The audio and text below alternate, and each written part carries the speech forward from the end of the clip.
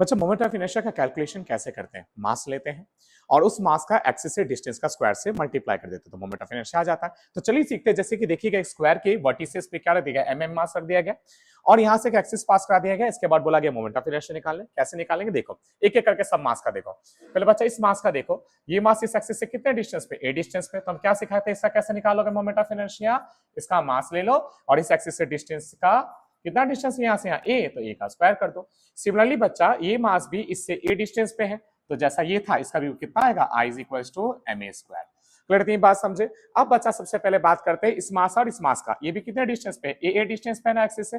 देखो ये एक्सिस है, इसे कितने डिस्टेंस पे, ए। तो इसका मोमेंट ऑफ इनर्शिया कैसे आएगा, मास ले लो डिस्टेंस का स्क्वायर कर दो। सिमिलरली इसका भी तो वही आएगा। क्लियर। अब बच गया बच्चा इन दोनों मासेस का। देखो ये दोनों मासेस क्या है, ये एक्सिस पर ही आ गए, तो एक्सिस पे आ गया तो एक्सिस से डिस्टेंस कितना हो गया, जीरो। तो हम ए तो लिखेंगे, पर ए यहाँ पे सबसे पहले डिस्टेंस कितना हो गया, जीरो का स्क्वायर कितना हो गया, जीरो। इसका जीरो तो इसका भी जीरो। अब बच्चे ये दोनों बहुत इजी है।